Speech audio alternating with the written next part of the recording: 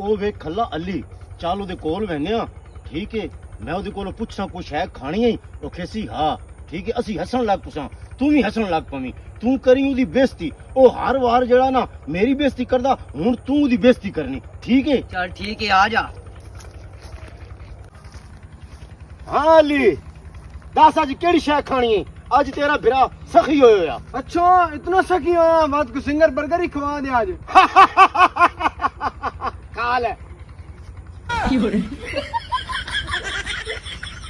ਨਹੀਂ ਹੁਣ ਖਵਾ ਨਾ, खवा ना आके सिंगर जी। बर्गर आके जाए खवा ਖਵਾ ਹੁਣ। खवा जल्दी कर। ਵੱਡੀਆਂ ਫੜੀਆਂ ਮਾਰਿਆ ਸੀ, ਹੁਣ ਖਵਾ ਨਾ। ਓ ਯਾਰ ਮੈਂ ਖਵਾ ਦਿਆਂਗਾ, ਓ ਯਾਰ ਮੈਂ ਖਵਾ ਦਿਆਂਗਾ, ਓ ਯਾਰ ਮੈਂ ਖਵਾ ਦਿਆਂਗਾ ਯਾਰ। नहीं, मोबाइल दान देना भाई सिंगर बर्गर ਓ खवा ਯਾਰ ਮੈਂ ਖਵਾ ਦਿਆਂਗਾ ਯਾਰ ਮੈਂ। भाई ਓ ਯਾਰ ਇੰਜ ਨਾ ਕਰੋ ਯਾਰ, ਮੇਰਾ ਬੜੀ ਕਿਉਂ ਮਾਰੀ ਮੋਬਾਈਲ ਤੂੰ? ਆ ਗੱਲ ਕਿਉਂ ਕੀਤੀ ਤੂੰ?